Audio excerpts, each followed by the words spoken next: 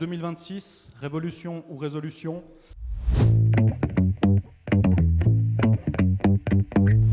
On aura donc le plaisir d'avoir 4 plénums au cours de ces 2 jours. 2 sur des thématiques d'actualité qui sont les matières premières et la Chine, qui sont, je pense, des sujets assez importants ces derniers temps. Et puis 2 parce qu'on fête les 40 ans de la LPP, donc 2 qui feront un petit peu un tour d'horizon un petit peu de ce qui s'est passé pendant ces 40 ans.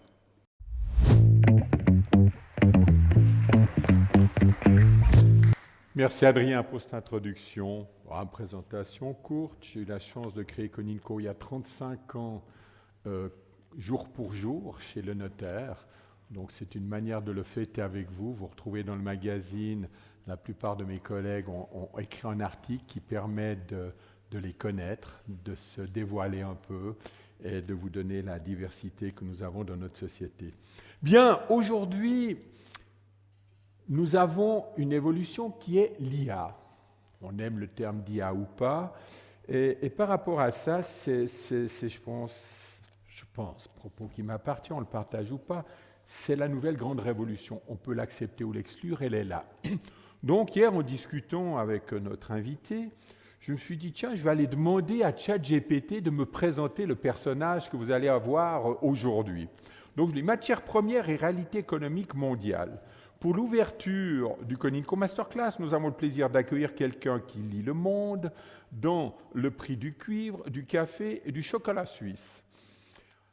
Et vu la tournure des marchés, autant dire qu'il a de quoi raconter. Vous allez le découvrir. Philippe Chalmin est professeur émérite à l'Université Paris-Dauphine et président du CICLOP, l'Institut européen de référence sur les marchés et matières premières et de commodités.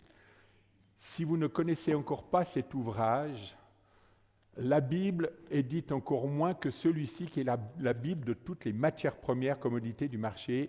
Il nous en tiendra un petit mot, vous avez la version qui est là. Je vous laisserai en parler, Philippe.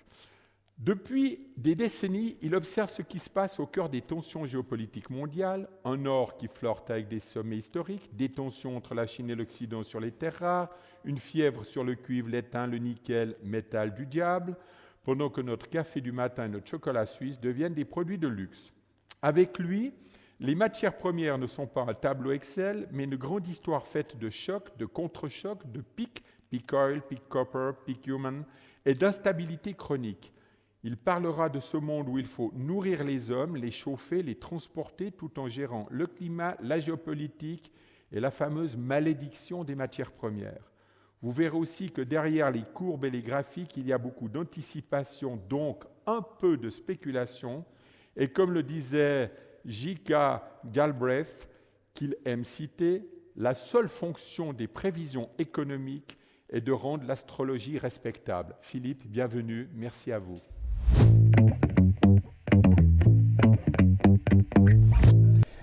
Merci Olivier, et c'est pour moi un plaisir d'abord de me retrouver en Suisse à Vevey devant vos superbes montagnes, et puis de vous parler d'un sujet que de temps en temps on a tendance parfois un peu à oublier, même si aujourd'hui, vous le savez, il est totalement dans l'actualité, les matières premières. Olivier Ferrari rappelait que là, ce que vous voyez, c'est la couverture du 39e rapport Cyclope. Ça veut dire que nous avons démarré dans les années 80. Et dans les années 80, quand dans les couloirs de Dauphine, je disais à mes collègues « Ah, tu sais, je continue à travailler sur les marchés des matières premières », ils me disaient « C'est bien, Philippe, c'est bien, brave garçon ». Mais les matières premières, ça leur apparaissait à tous ces financiers qui étaient en train de découvrir les joies des marchés dérivés, des marchés à terme financiers, des financial futures, etc. On était en train de parler du monde sans usine. On allait se passer bientôt de matières premières. Et donc, au fond, parler des matières premières, ça donnait l'impression de toucher un sujet qui était presque de l'archéologie économique. Aujourd'hui, pourtant, les matières premières sont véritablement au cœur de notre actualité. Regardez simplement la une de notre actualité en cet automne 2025. Alors, je confesse que j'avais préparé mes slides, il y a 15 jours, 3 semaines. Donc à l'époque, l'or était au-dessus de 4 000 $. Il est redescendu. Mais des gens, je peux dire un peu du mal parfois de mon prochain, des gens pour lesquels je n'ai pas un respect énorme en termes de prévision, je veux parler de Goldman Sachs, n'hésitent pas à nous parler de l'or à 5 000 $ l'once bientôt. Il ne vous a pas échappé que la semaine dernière, Donald et Xi se sont rencontrés. Ça a été, dit Donald, une réunion incroyable, extraordinaire, etc. Tu parles, ça a été à peine un petit cessez-le-feu, mais au cœur de leurs échanges, qu'est-ce qu'il y avait ? Il y avait des matières premières, les terres rares, mais aussi de manière beaucoup plus prosaïque, le fait que la Chine s'est engagée à acheter du soja américain. Au même moment, sur les marchés des métaux, nous voyons des tensions liées aux besoins tant de l'intelligence artificielle que de la transition énergétique sur des produits qui étaient au fond des produits de la toute première révolution industrielle. Même, je vous rappelle qu'avec du cuivre et de l'étain, on fabriquait du bronze. Et avec ce bronze, on a fabriqué d'abord les glaives de l'Antiquité, puis les canons de l'époque moderne. Nous sommes aussi sur des marchés tendus, qu'il s'agisse du pétrole, des céréales, marqués par des excédents, dont je reparlerai un petit peu plus tard, et enfin, comme Olivier vient de le dire, en cette bonne ville de Vevey, où me semble-t-il, il y a une petite entreprise dont on a beaucoup parlé cet an dernier, pour bien d'autres raisons, eh bien, la fortune de Nestlé, c'était quand même le chocolat et le café. Nous sommes dans des périodes où jamais le cacao et le café n'ont coûté aussi cher. Le cacao, ça redescend un peu. Le café, saluez quand même la générosité immense d'Olivier Ferrari et de ses équipes de Coninco, puisqu'ils ont encore eu les moyens de vous offrir un café ce matin. C'est vrai que ce qui est fascinant avec ce monde des matières premières, et de manière plus large, ce concept de commodité, c'est qu'en réalité, nous sommes dans un monde qui n'a jamais été autant marqué au coin de l'instable. Et je pense que c'est, au fond, un des grands virages que l'on a un petit peu oublié, qui marque, au fond, le dernier quart du XXe siècle et le début du XXIe. C'est le passage du stable à l'instable. Je dis toujours, je suis probablement ici le plus vieux de tous, venant de passer mes 3/4 de siècle, mais quand je parle à mes étudiants, je leur dis que l'immense différence entre eux et moi, c'est que, à mon époque, début des années 70, je pouvais aller me coucher, si ça m'avait intéressé, bien entendu, et j'aurais eu la certitude que le lendemain matin, j'aurais trouvé le dollar, le pétrole, le blé, la plupart des métaux qui avaient des prix producteurs, exactement au même prix où je les aurais laissés la veille. Aujourd'hui, je ne sais pas, je pense que tout le monde, vous avez déjà clapoté sur vos écrans pour voir ce matin ce que donnait l'ouverture sur les marchés asiatiques, ce qu'était le prix du dollar, le prix du baril dans les premiers échanges en Asie. Bientôt, vous allez avoir les ouvertures des marchés à Londres et puis un petit peu plus tard à New York, etc. Ma seule certitude est que demain, les prix seront différents d'aujourd'hui. Et ça, c'est un virage dont on n'a pas mesuré l'ampleur. Je vous le rappelle ici, 1971, l'abandon du système de Bretton Woods, le passage d'un système de change stable à un système de change instable, et puis la fin de cette merveilleuse période où l'or valait 35 $ l'once, souvenez-vous. Enfin ça, la plupart d'entre vous, ils n'ont pas connu cette époque. 1985, la fin du contrôle. D'abord, il y avait eu le cartel des compagnies, puis l'OPEP, qui faisait le prix du pétrole. Et du jour au lendemain, nous sommes passés à un prix du pétrole qui se fixe sur essentiellement le marché à terme de New York ainsi qu'à Londres.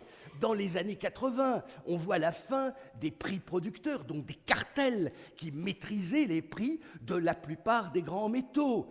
Dans les années 90, l'époque de la dérégulation sur les marchés nationaux, l'électricité, le gaz, qui jusque-là étaient considérés, notamment dans un pays comme la France. Je m'excuse, la France, on a toujours été un peu particulier de ce point de vue-là, mais c'était des services publics.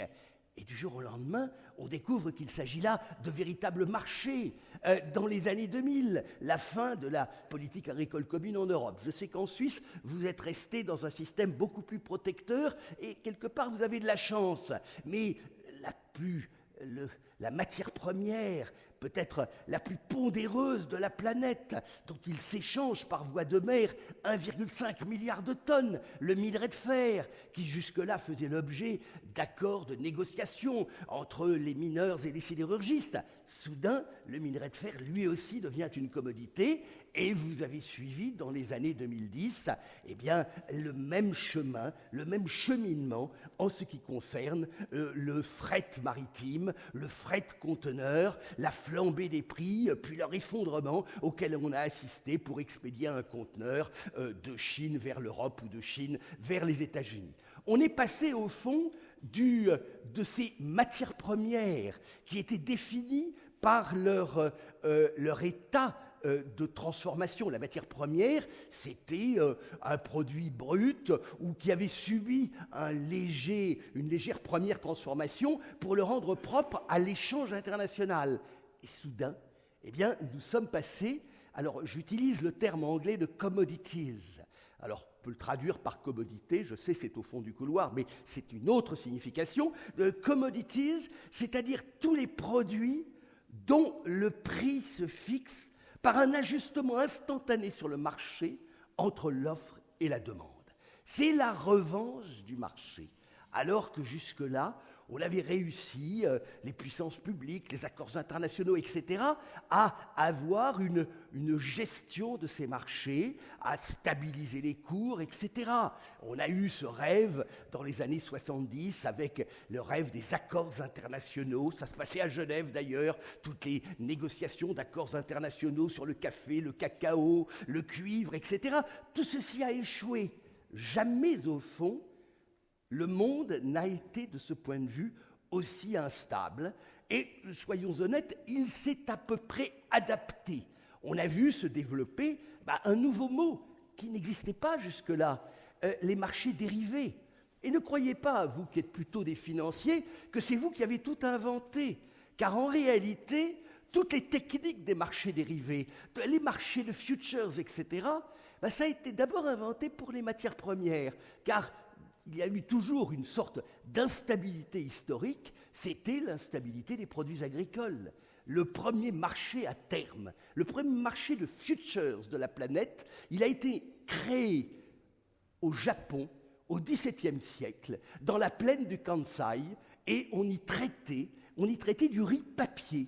Et puis, au XIXe siècle, c'est l'invention des premiers marchés à terme modernes, entre guillemets, des premiers marchés de futures, le Chicago Board of Trade, le Chicago Mercantile Exchange. Le premier contrat était un contrat qui portait sur les œufs, car à l'époque, les poules ne pondaient pas régulièrement, donc il y avait une cyclicité du prix, et donc il fallait couvrir son risque. C'est l'invention des marchés à terme, des marchés papier, avec bien entendu l'introduction d'un phénomène de spéculation sur lequel je reviendrai. Alors, un prix aujourd'hui, sur ces marchés, vous avez les contrats de futures, donc et je pense que vous allez avoir un atelier où on va parler un petit peu de tout cela, donc je ne développerai pas les grandes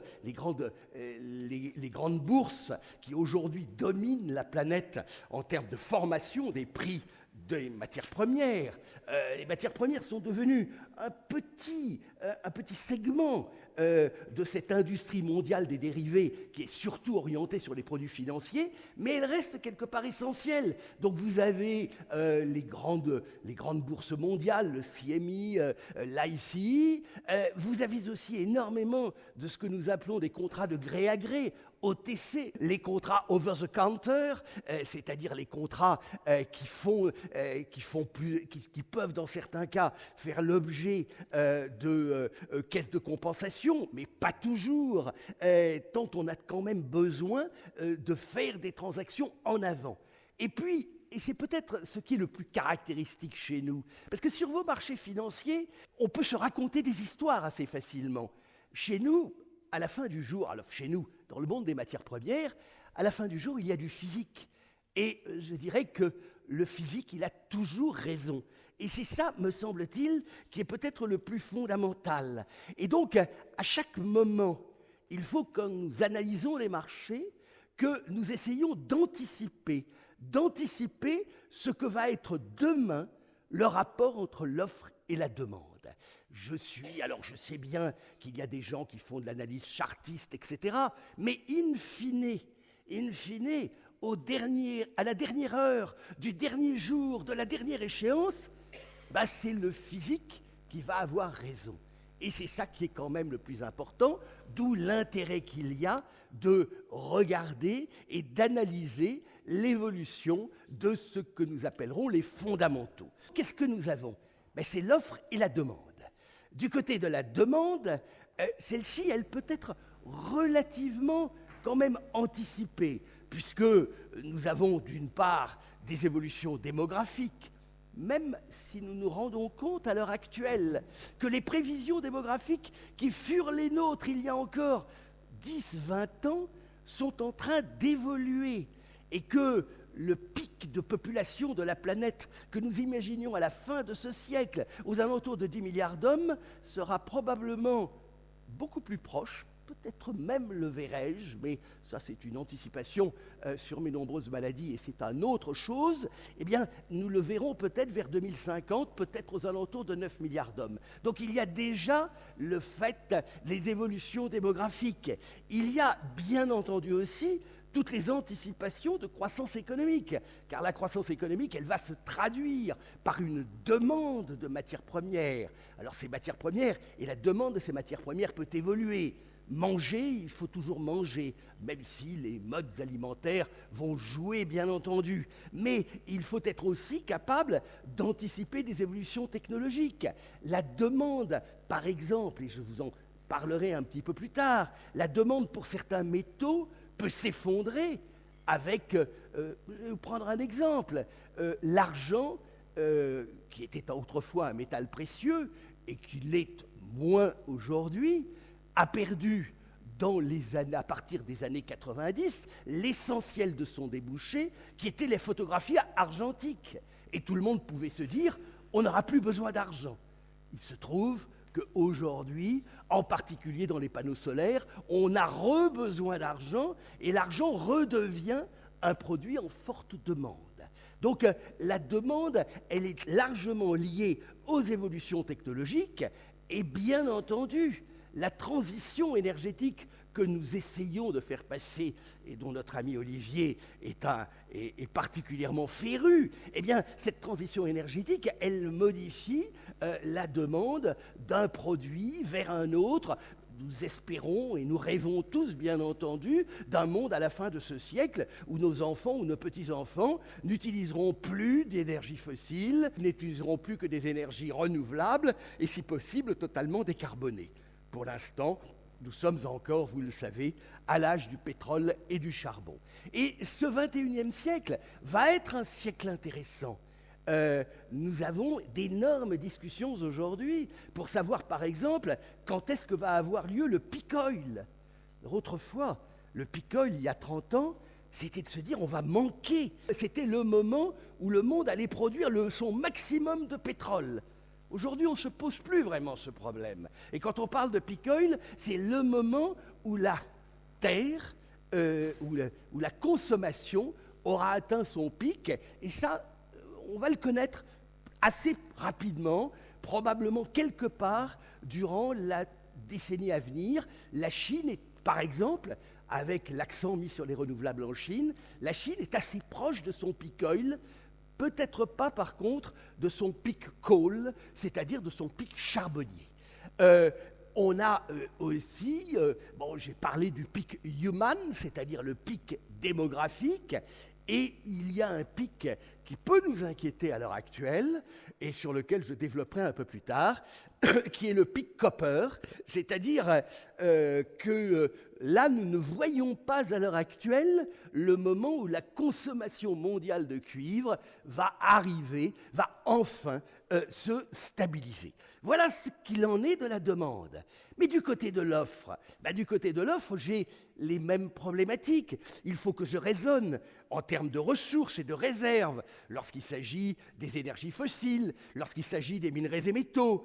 Il faut aussi que j'intègre, même si j'ai des ressources et des réserves, que j'intègre quelque chose que les financiers d'entre vous connaissent bien, qui est le temps long de l'investissement. Entre le moment où vous vous dites « Ah, c'est intéressant, je vais commencer à produire », et puis le moment où effectivement votre mine, votre complexe métallurgique, votre champ pétrolier, et même éventuellement votre plantation de cacao ou de café est totalement opérationnelle, il va se passer du temps, et un temps d'autant plus long que, bien souvent, Olivier vient d'en parler, les pays producteurs sont des pays marqués au coin de l'instabilité. La malédiction des matières premières, c'est une constante dans l'histoire des hommes. Et donc, il faut rajouter à cela, et c'est important, l'instabilité géopolitique dans nombre de ces pays producteurs. Regardez ce qu'il en est. On peut penser naïvement qu'un pays doté de ressources naturelles est un pays heureux, est un pays qui va pouvoir se développer. Il y a dans la salle, au fond, Benoît Descarbonnières, qui est un des collaborateurs de Cyclope et qui a, dans sa vie, beaucoup travaillé dans un pays merveilleux, un véritable scandale géologique qui devrait être le pays le plus riche d'Afrique. Je veux parler de la République, ouvrez les guillemets, démocratique, fermez les guillemets, du Congo, ex-Zaïre, qui est un scandale géologique. Il y a du cuivre, il y a du cobalt, il y a de l'étain, il y a tout ce que vous pouvez imaginer. Et c'est une catastrophe géopolitique. Et honnêtement, il y a peu d'investisseurs raisonnables qui aujourd'hui, malgré les promesses de Trump, veulent investir par là. Les matières premières sont aussi, bien entendu, liées aux incertitudes climatiques, au changement climatique et puis aux catastrophes régulières, non seulement pour les produits agricoles, mais lorsqu'on regarde la demande en particulier sur nombre d'autres produits. Et puis, et c'est peut-être un peu le dernier élément de ces derniers mois, l'ineffable M. Trump, qui a eu un énorme mérite, Trump, ça a été de remettre la dépendance en matière de métaux sur le haut de la pile des dossiers à traiter. Mais c'est vrai que les matières premières, ça reste quand même les produits les plus faciles à taxer. Ça reste quand même, regardez actuellement, dans toutes les taxes, dans tous les tarifs, vous savez, Trump qui dit « tarifs, that's the most beautiful word in the English language ». Les tarifs, ils sont particulièrement marqués sur un certain nombre de produits. C'est le cas de l'acier, c'est le cas de l'aluminium. On a pensé que ça pourrait être le cas du cuivre. On a parlé, bien entendu, sur quoi est-ce que les Chinois ont réagi ? Sur les terres rares, sur le soja. Et au fond, ce qui est peut-être le plus fascinant et qui explique l'intérêt que je porte aux matières premières depuis maintenant presque un demi-siècle, c'est que chaque fois que dans le monde, il y a un prix qui bouge, c'est qu'il est en train de se passer quelque chose, c'est qu'il y a une guerre commerciale ou une guerre tout court, une matière première dont on ne parlera pas. Et je pourrais vous-même vous poser la question, on ne sait jamais, essayons. À votre avis, quelle est la matière première qui est touchée aujourd'hui par la guerre la plus infecte de la planète ? celle dont personne ne parle, qui en 2 ans a fait quasiment 200 000 morts et des millions de réfugiés. Je veux parler de la guerre au Soudan. Quelle est la matière première que vous consommez quasiment tous les jours à toute... Ouais. Ah bah oui, mais vous, Safra Sarrazin, vous savez, mais je ne pense pas que vous jouiez sur la gomme arabique. Et la gomme arabique, elle est utilisée à toute petite dose dans toutes vos boissons gazeuses, dans l'infect Coca-Cola. C'est ce qui permet que le sucre ne se concentre pas dans le bas de la bouteille, et il y a un peu de gomme arabique. La gomme arabique, elle est produite à partir de l'acacia. Alors, ne me demandez pas pourquoi, mais il se trouve que, notamment la région du Darfour, était la grande région, c'est un arbre de zone sèche, et donc on exploite la gomme arabique. Et la première chose que les rebelles ont fait quand ils ont pris la capitale du Soudan, Khartoum, c'est qu'ils ont pillé les stocks de gomme arabique, et le prix de la gomme arabique a été multiplié par 2. Vous voyez, bon, c'est secondaire la gomme arabique, sauf qu'on a du mal à s'en passer quand même. Et même à ce petit niveau, on a un certain degré, finalement, de dépendance. Donc, l'offre, la demande, et donc il faut en permanence que l'on soit capable d'analyser ce que sont aujourd'hui les rapports entre l'offre et la demande, et puis d'anticiper ce que demain seront les relations entre l'offre et la demande. Et donc, il ne faut pas se voiler la face. Le monde des matières premières, comme entre nous, vos mondes financiers, et vous êtes tous, si j'en ai bien compris, des gestionnaires de patrimoine, vous êtes tous au sens, je dirais, propre et étymologique des spéculateurs. Speculare en latin, ça veut dire regarder en avant. Vous livrez à des spéculations qui peuvent être des spéculations intellectuelles, philosophiques, etc., mais de manière très propre. Si je dois imaginer ce qu'est demain, je dois me livrer à une spéculation. La caractéristique peut-être des marchés de matières premières, notamment des marchés organisés, les marchés avec des futures, etc., c'est qu'il y a effectivement une spéculation financière qui est nécessaire, puisque c'est elle qui apporte la liquidité au marché, c'est elle qui apporte la contrepartie, c'est elle qui permet à tous les acteurs de gérer cette instabilité. La maison qui est par là, je crois que le siège de Nestlé est juste par là, eh bien, ce sont des gens qui, étant des acheteurs de café et de cacao, gèrent en permanence leur vision du marché. Donc, on peut le dire de manière étymologique, leur spéculation. Et je me bats toujours, d'ailleurs, pour, notamment en France, où le mot spéculation, dans un univers catholique romain, le mot spéculation, c'est le péché absolu. Eh bien, la spéculation, elle est nécessaire. Et toutes les études qui ont pu être faites, d'ailleurs, sur l'impact de la spéculation financière sur les marchés des matières premières, montrent qu'elle a même un rôle tellement d'anticipation qu'elle permet d'écrêter à certains moments les périodes d'exubérance irrationnelle. Il ne faut pas exagérer, on a quand même des moments où la raison qui devrait présider à justement l'analyse et l'anticipation des marchés passe au second plan face à la passion. Nous sommes des hommes.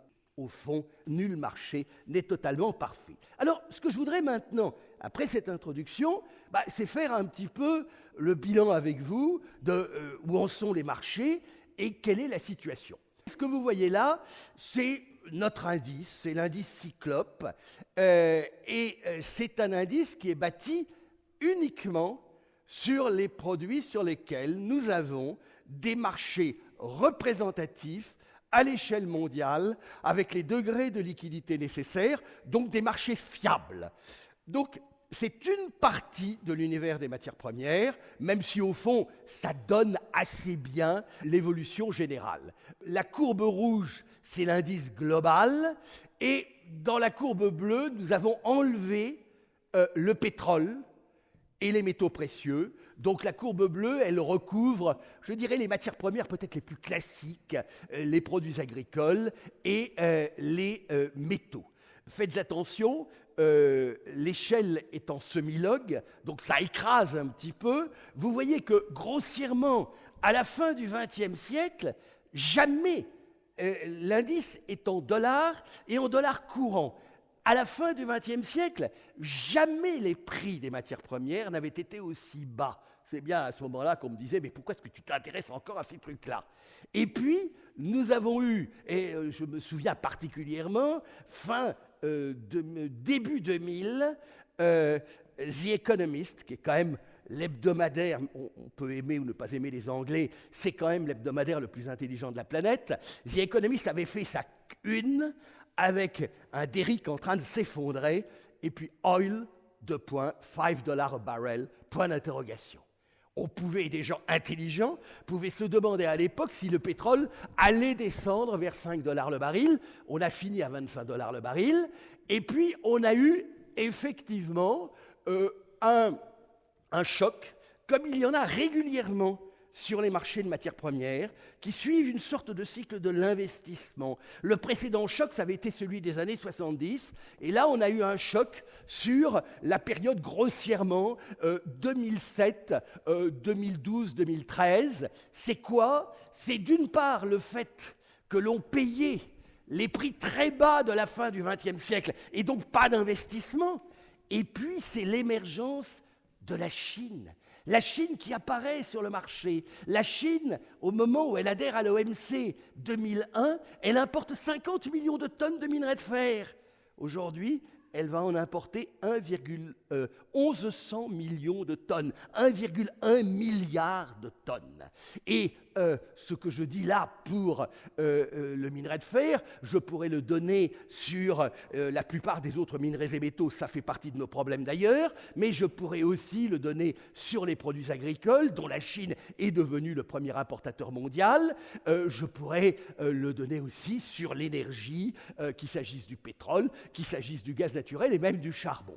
À partir des années 2013-2014, nous assistons à un contre-choc. Alors, c'est le contre-choc pétrolier, mais vous voyez que c'était aussi le cas pour la plupart des autres produits.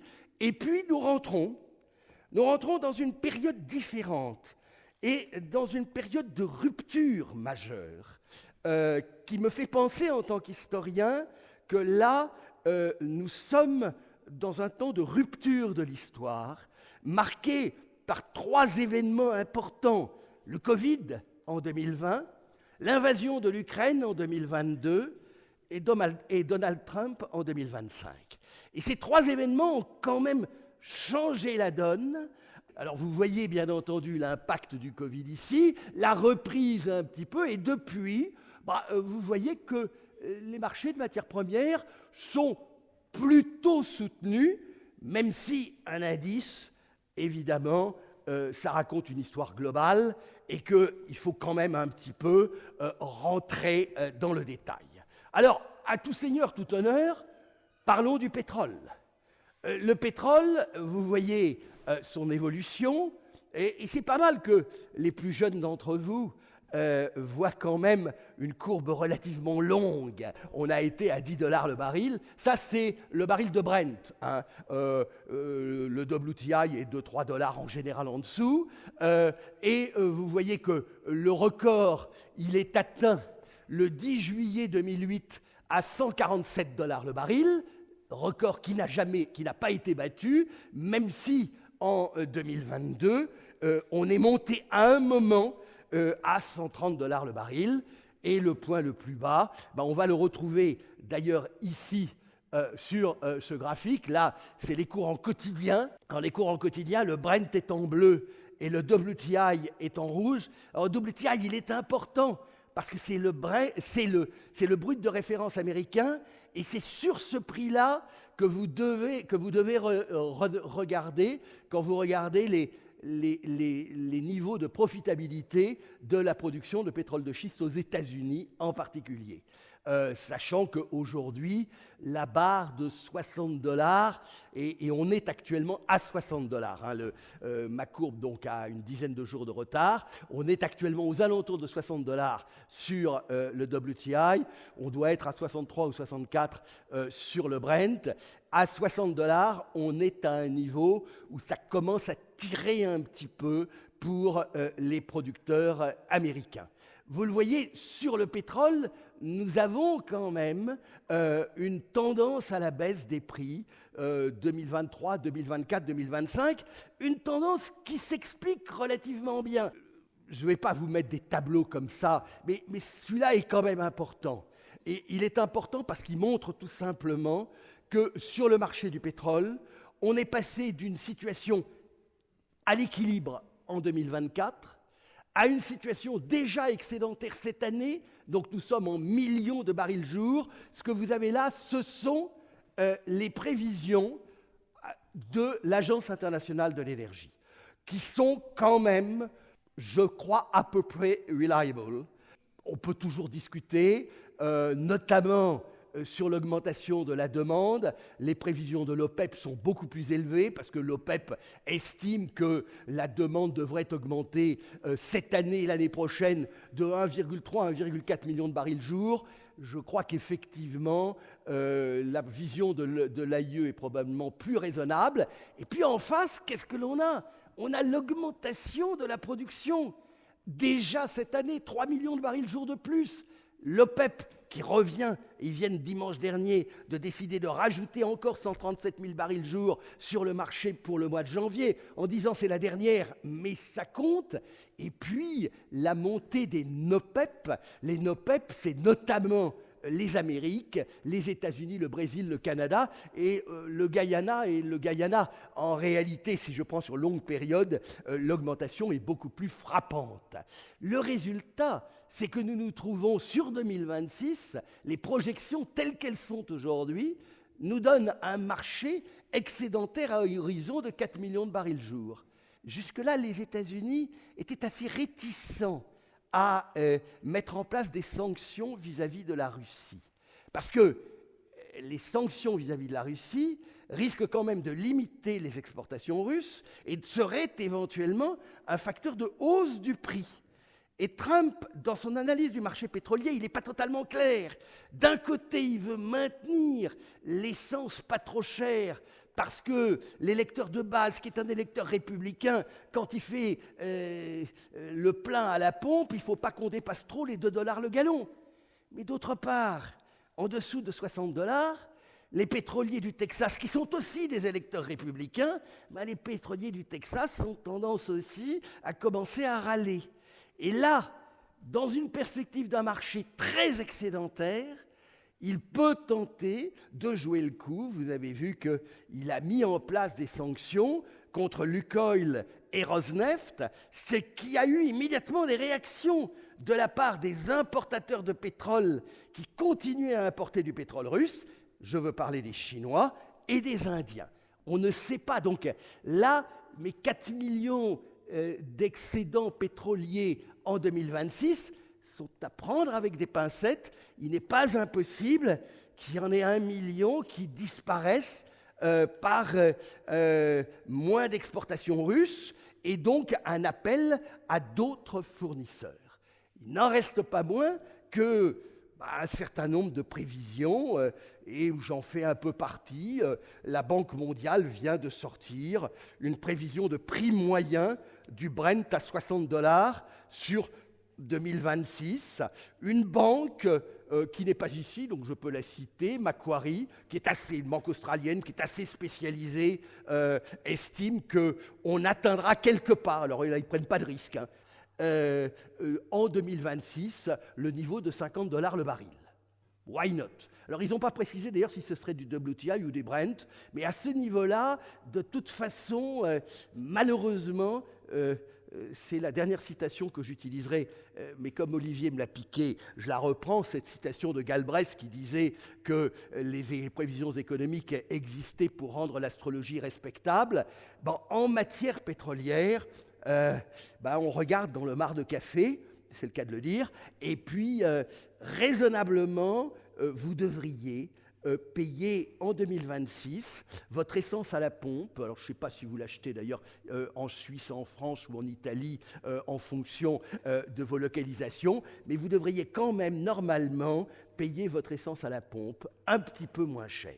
Mais au travers du pétrole, d'abord c'est la matière première dont les marchés sont de loin les plus importants, sont les plus liquides, c'est là-dessus que tout le monde se focalise parce que tout le monde a plus ou moins, j'aurais demandé dans cette salle quel était le prix d'une tonne de blé. Il n'y en a peut-être pas beaucoup qui m'auraient répondu. Je vous aurais demandé avant, j'aurais fait un quiz, quel est le prix d'un baril de pétrole. Je pense que tout le monde aurait sorti quelque chose. Et c'est vrai que le pétrole a une fonction symbolique et nous sommes quand même dans des perspectives alors, qui sont intéressantes, qui sont des perspectives plutôt baissières, d'un monde excédentaire, et à un moment où justement le peak oil est proche. Ça y est, par exemple, en Chine, on a atteint le maximum de la consommation de carburant. Ben oui, toutes les voitures chinoises, enfin une bonne partie du parc automobile chinois, ce sont des véhicules électriques. Alors d'un point de vue environnemental, j'ai quelques doutes, puisque l'électricité en Chine, pour les 2/3, elle est produite à partir de charbon. Donc il y a quand même un tout petit problème du point de vue trace carbone et du point de vue environnemental. Mais voilà, mais le peak oil, nous allons bientôt l'atteindre. Je ne vous ai pas mis ici, parce que je ne voulais pas surcharger, l'énergie fossile importante et qui va être la grande énergie de transition, c'est plus le pétrole, c'est le gaz naturel. Parce que les énergies renouvelables que vous adorez, mon cher Olivier, elles ont un tout petit défaut, c'est qu'elles sont intermittentes. Il peut ne pas y avoir de soleil, il peut surtout ne pas y avoir de vent. Et donc, vous êtes obligé d'avoir une énergie d'appoint. Et cette énergie d'appoint, si vous ne voulez pas le charbon qui est dégueulasse, vous prenez du gaz naturel. Et donc, actuellement, on le voit bien, d'un point de vue même géopolitique, géostratégique, il est clair que le gaz naturel devient important. Alors, le problème du gaz naturel, c'est que je ne suis pas capable de vous sortir une courbe du prix du gaz naturel comme j'ai une courbe du prix du pétrole, parce qu'il n'y a pas de prix, il n'y a pas vraiment de prix mondial du gaz naturel. Vous avez un prix du gaz gazeux sur le marché américain, vous avez un prix du gaz gazeux sur le marché européen, et puis vous avez un prix plus ou moins mondial qui est le gaz naturel liquéfié. Et c'est sur le GNL que se trouve quand même un certain nombre d'enjeux majeurs, même si, avec les investissements auxquels on a assisté aux États-Unis, au Qatar, en Australie, bientôt peut-être Total dans le canal du Mozambique, nous devrions avoir largement de quoi satisfaire les besoins dans les années à venir, et on devrait normalement assister là aussi à une courbe des prix plutôt à la baisse, avec éventuellement, d'ailleurs, la perspective du retour, une fois la guerre en Ukraine terminée, du retour du gaz russe sur le marché européen. Et à ce moment-là, there would be really a gas glut, au moins en Europe. Alors, transition énergétique, admirable. Mais la transition énergétique, que demande-t-elle ? Eh bien, elle demande des métaux. Et ça, on l'a totalement oublié. C'est-à-dire qu'on est passé d'une dépendance à une autre dépendance. Et alors, ce que vous voyez là, c'est la courbe des 6 grands métaux non ferreux. Parce qu'il faut vraiment faire la différence. Vous avez les grands métaux, et puis vous avez les petits métaux. Le vocabulaire est un peu mélangé. On parle de métaux stratégiques, on parle de métaux critiques, et puis il y a ce qu'on appelle les terres rares, qui sont une catégorie de métaux qui sont aujourd'hui à la fois critiques et stratégiques, mais dans cette courbe, par exemple, ce que vous avez, ce sont les 6 grands métaux non ferreux cotés sur le London Metal Exchange, depuis, pour le premier, l'étain, depuis la fin du XIXe siècle, donc l'aluminium, le cuivre, le plomb, le zinc, le nickel et l'étain. Vous voyez que nous sommes à des niveaux de prix qui sont grossièrement 3 fois plus élevés que ce que l'on avait connu au début de ce siècle. Alors, avec d'énormes différences. Le métal stratégique du XXIe siècle, c'est ça, c'est le cuivre. Si vous êtes un investisseur de long terme, vous vous souvenez de ce film, Le Lauréat, The Graduate, où M. Robinson, le mari de Mrs. Robinson, dit au jeune lauréat, « Mon garçon, plastique, il n'y a que le plastique. » J'aurais tendance à dire que s'il y a une matière première que vous devez regarder, parce que sur la longue période, avec des incertitudes, mais de toute façon, elle est indispensable, c'est le cuivre. Toutes les matières premières, j'ai oublié de vous le dire, peuvent être à un moment ou à un autre plus ou moins substituables. Le cuivre aujourd'hui, il est pratiquement insubstituable dans cette fonction qui est celle du transport et du stockage de l'électricité. On commence à penser à l'aluminium, mais le cuivre a quand même une longueur d'avance. Si vous construisez votre maison et, à moins que vous disiez à votre épouse, ma chérie, nous nous chaufferons au coin de l'âtre et nous nous éclairerons à la chandelle, mais si vous mettez l'électricité, une maison normale, c'est 200 kg de cuivre. Et surtout, le cuivre, il est totalement indispensable dans la transition énergétique.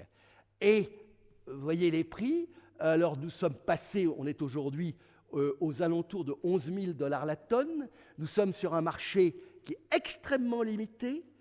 Un projet de cuivre, c'est ce dont je vous parlais tout à l'heure, 200 000 à 300 000 tonnes de cuivre, facilement 10 milliards de dollars, dans un pays tordu pour la plupart des cas, et 10-15 ans pour le réaliser.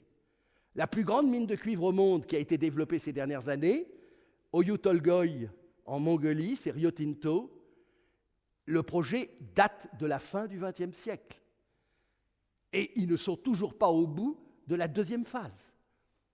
Et ils ont eu tous les problèmes avec le gouvernement mongol, qui n'est pas un des pires de la planète. Un des grands Canadiens, First Quantum, a dû fermer Cobre Panama, qui est une mine de cuivre qui fait un tiers du Panama, pour des raisons à la fois politiques, environnementales, peuple premier, tout ce que vous voudrez, et ça a enlevé 200 000 tonnes de cuivre au marché mondial.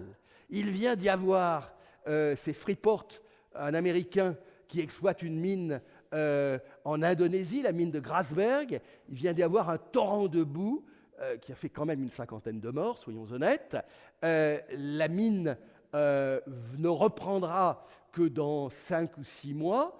Ça représente une perte sur le marché d'une centaine de milliers de tonnes. L'Agence internationale de l'énergie, qui commence à se préoccuper de ces choses-là, estime qu'en 2030, la demande mondiale de cuivre ne sera couverte qu'à 70% par la production existante.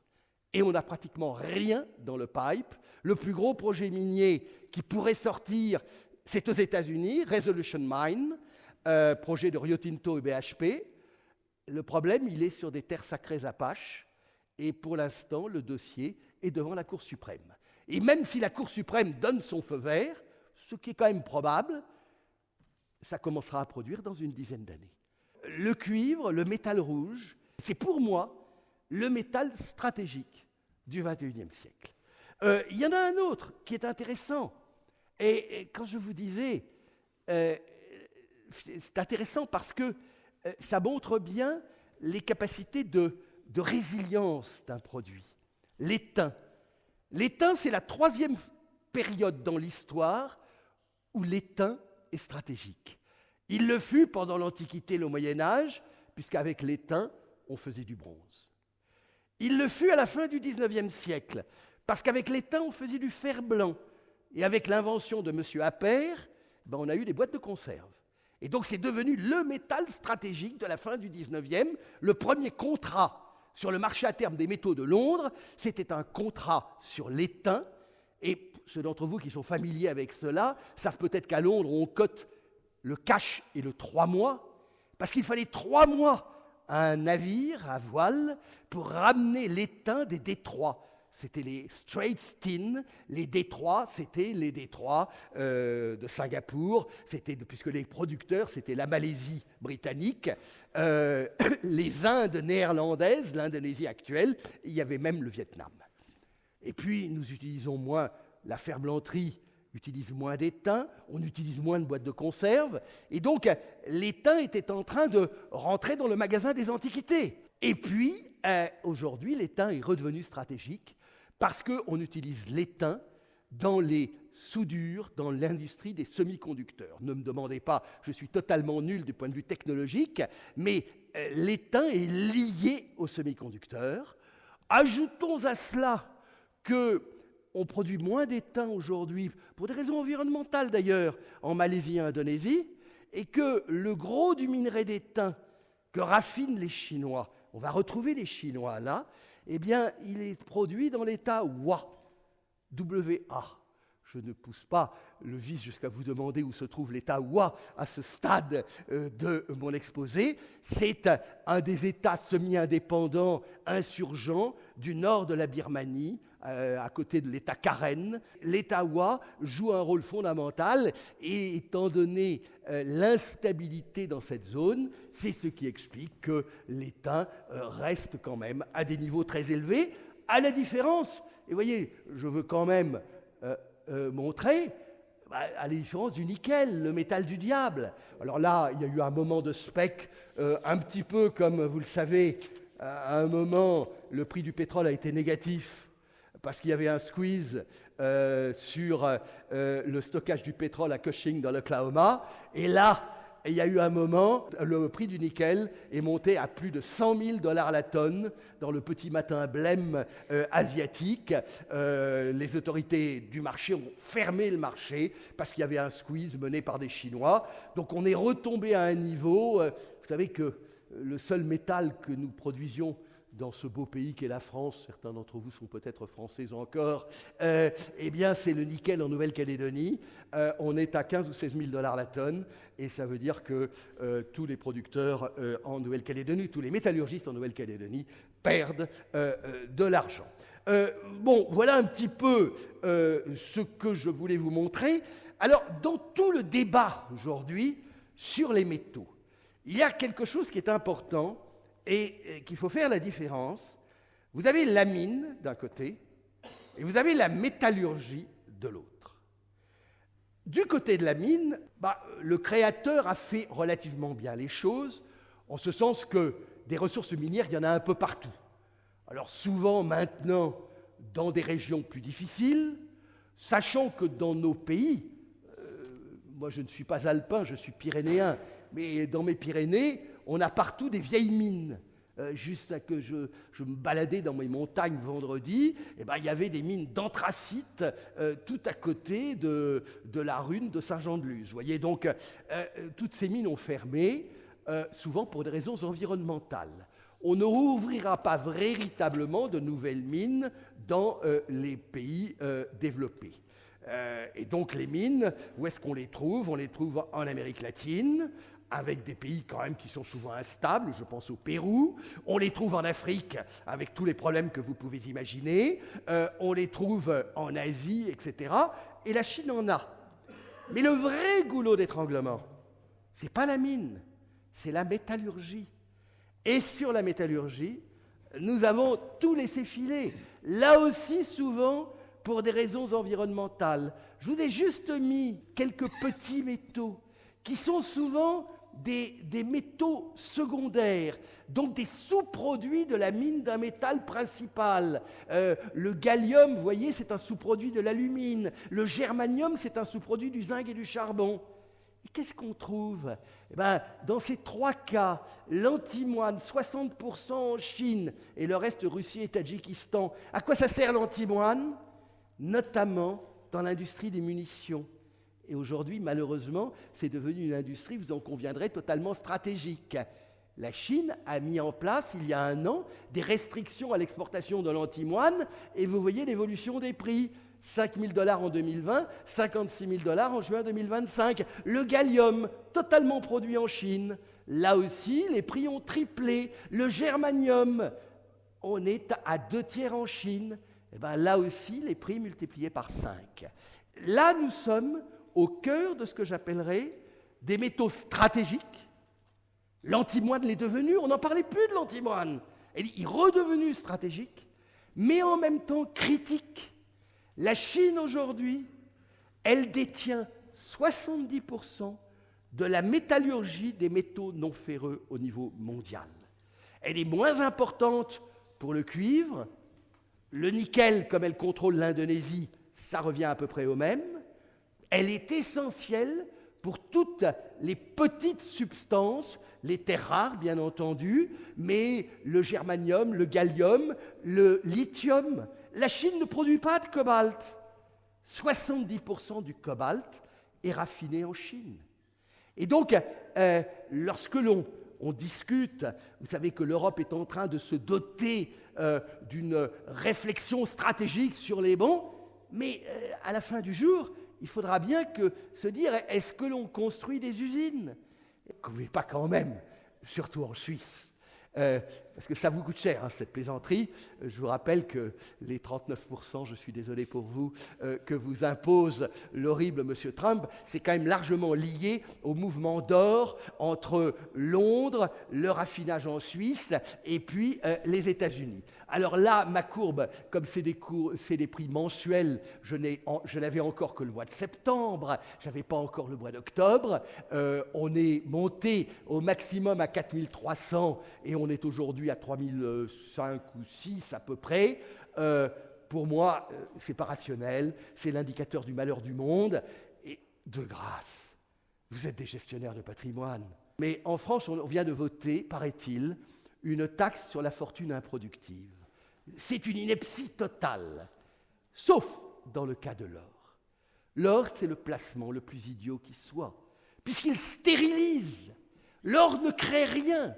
Warren Buffett, qui doit être votre gourou à tous, Warren Buffett disait bien qu'il était absurde de dépenser autant d'argent pour aller aussi profond sous terre, pour en extraire de l'or, pour ensuite aller l'enterrer dans les coffres des banquiers. C'est vrai, l'or ne sert à rien. Et donc, je dirais que dans une vision de durabilité, je vois ce que porte Olivier à sa boutonnière, dans une vision de durabilité, l'or, il ne sert à rien. Alors, un petit peu dans des applications industrielles, mais c'est peanuts, ça n'a pas de raison.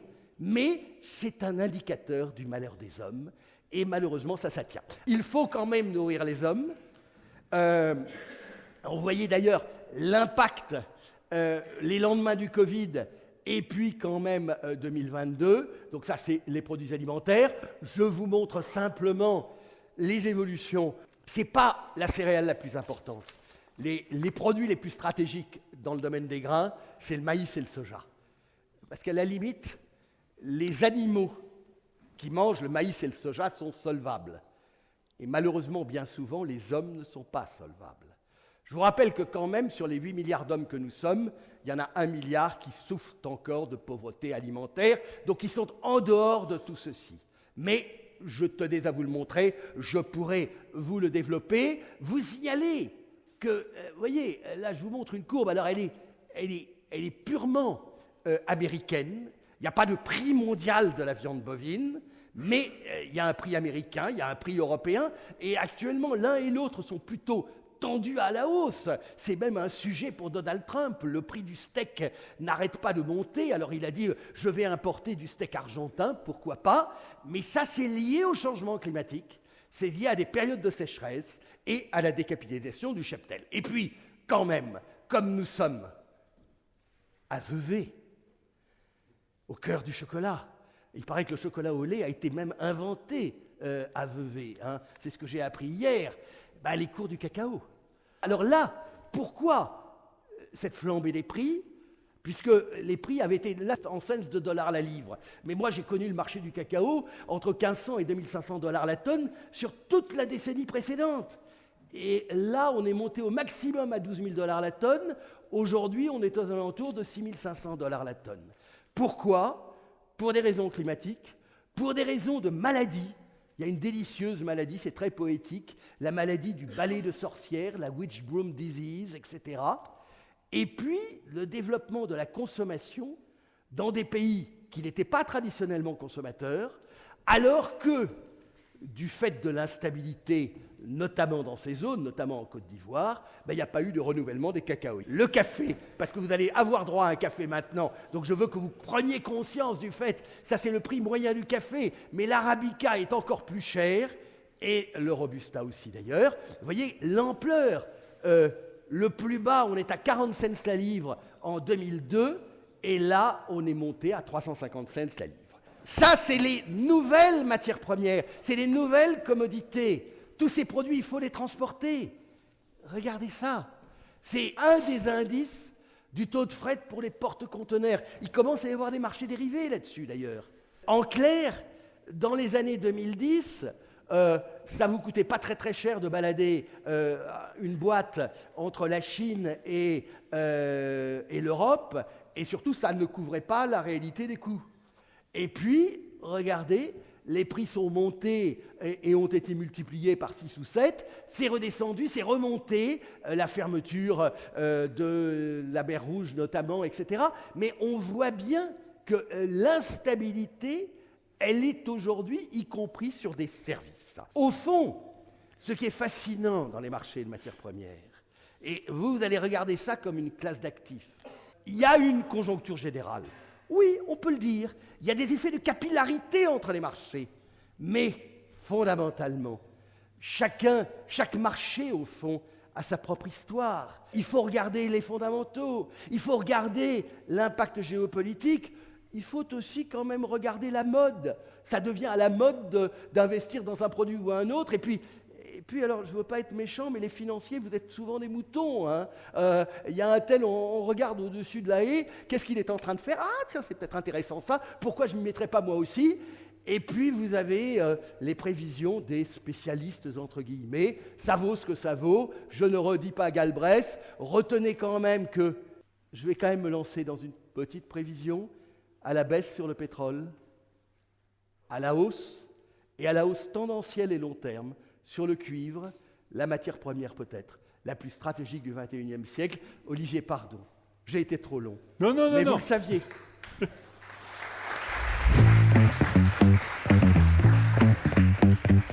Je savais, Philippe, que ça se déroulerait comme ça, je l'entends dans plusieurs conférences. Vos applaudissements tendent à démontrer que, naturellement, 45 minutes pour parler de ça, c'est pas évident. Merci à vous.